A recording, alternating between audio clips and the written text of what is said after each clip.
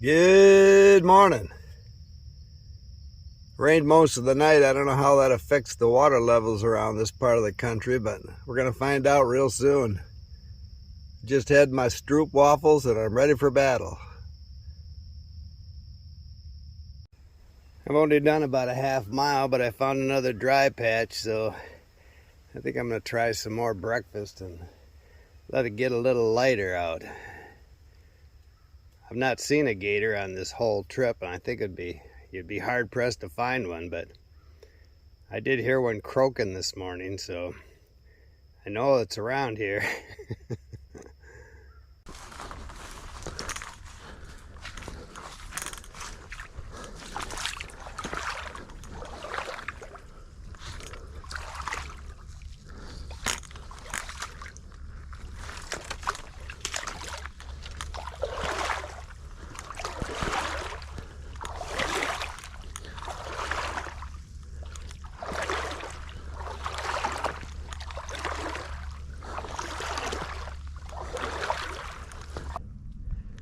Another beautiful morning, overcast, which is actually good.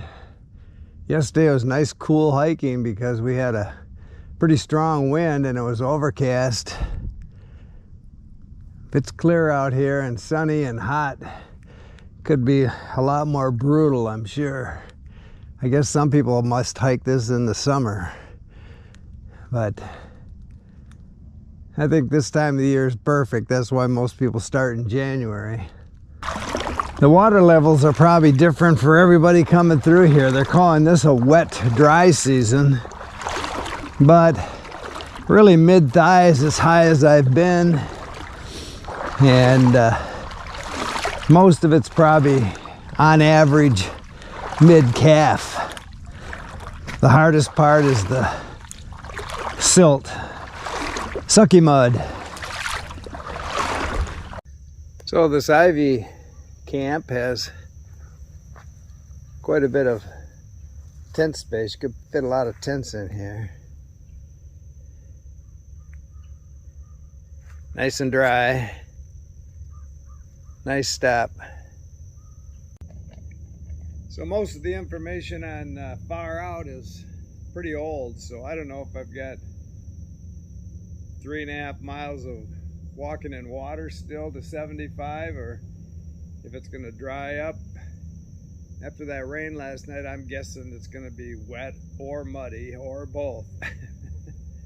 So you just deal with it. And my plan was to throw these used Ultras away at 75, but when I look at Far Out, it looks like it could be wet up until you start road walking in the reservation land. So I think I'm just gonna wear these the rest of the day till I get up there, and once it dries out, first trash can I find, I'll jettison.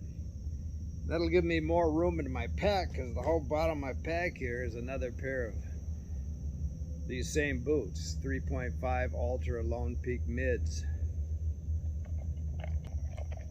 So I think when you're hiking something like this, the main thing is, as always, really to take care of your feet. So last night I really washed all the mud out of my boots, got as much as I could out of my socks, and put them on wet again this morning, but they feel a lot better because your boots just fill with mud, your socks just get impregnated with mud, and I do have a hot spot on my right big toe on the side of it, just starting, but I treated it this morning and taped it up, and it's just that sand. It's like sandpaper in there. Even though you're walking in water, it's still grating in there and creates hot spots. So you have to really work on your feet, keep those hot spots at bay. So much for wilderness. I'm coming up onto I-75. I've been able to hear it for the last hour. But I just had a couple of turkeys run right past me and take flight, so that was different. I didn't know there was turkeys out here. But we are into just came out of the water. So on northbound, at least right now, you don't run out of water until the last probably quarter mile to the rest area.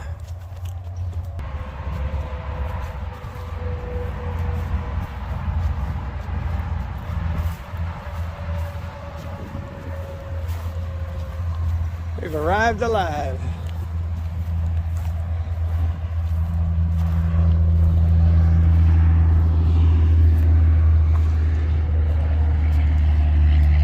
So the rest area doesn't have any outdoor spigots, and I really didn't want to go in and use the bathrooms with all the tourists stopping, and some old man's in there like a homeless person washing his clothes. So I found a little creek here going across right where the trail goes back off the rest area. So I'm gonna wash them here just to get the mud out, basically.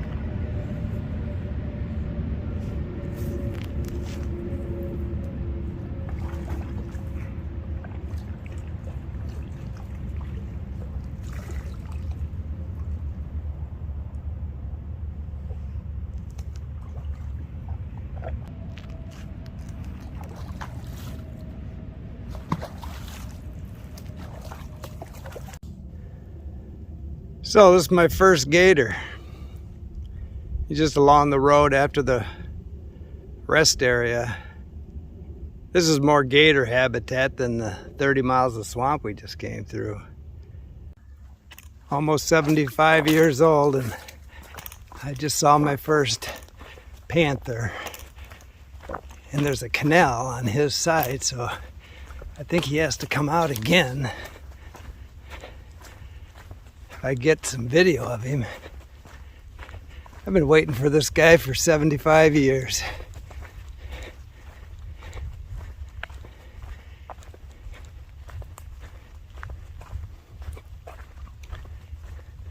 Unless he's going to take a swim, he's going to have to come out again.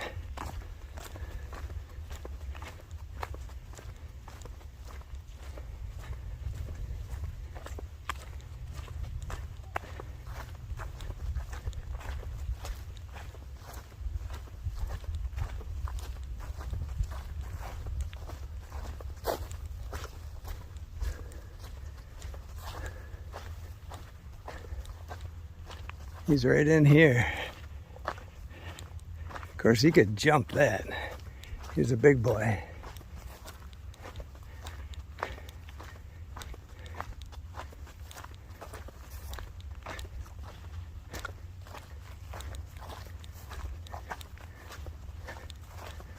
I'll be darned.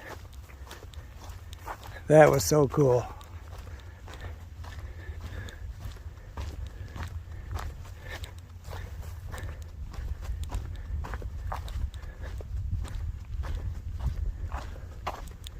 I'm gonna have to go back on my footage and see if I even got him at all.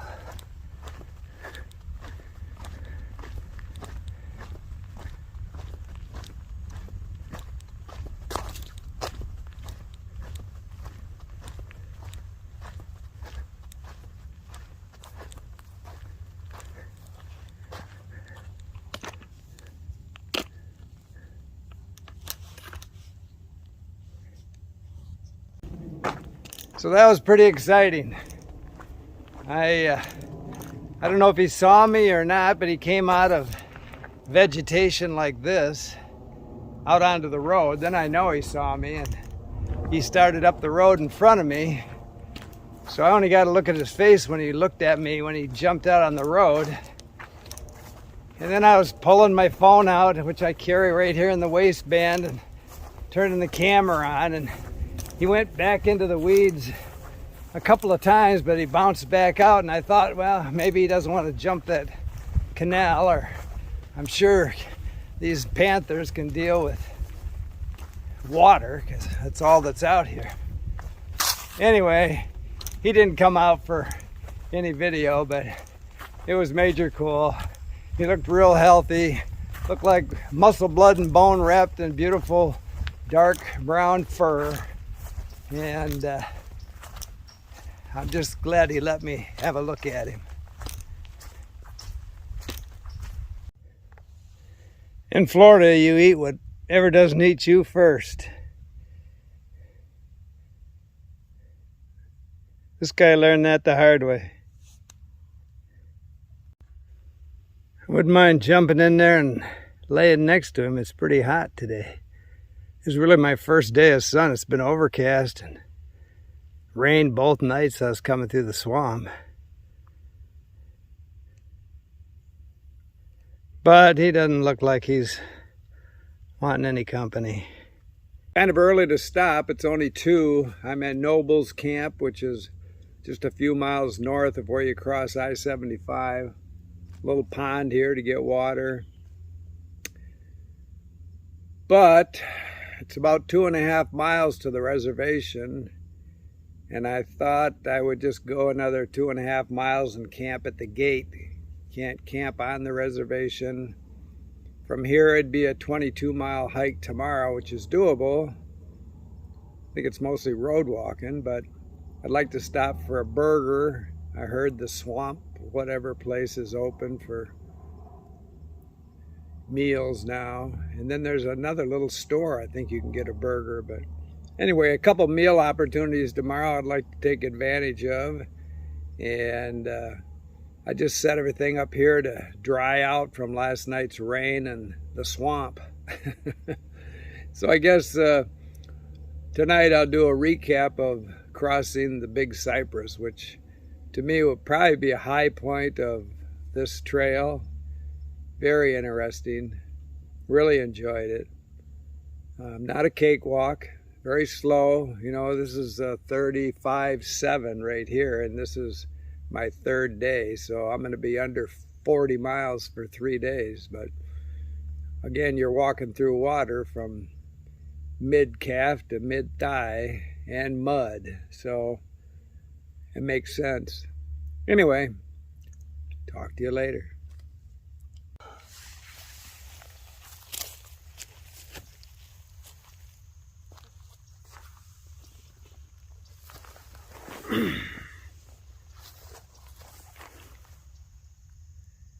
So this is home for the evening. Probably still an hour and a half of light left, but I hit the reservation right up here. And I didn't want to sleep right on the 2-track in case somebody does come through in the middle of the night, so I came back a few hundred yards and a little more stealthy back here. Plus, I'm just off the road, so somebody runs over me, they're going to have to be trying.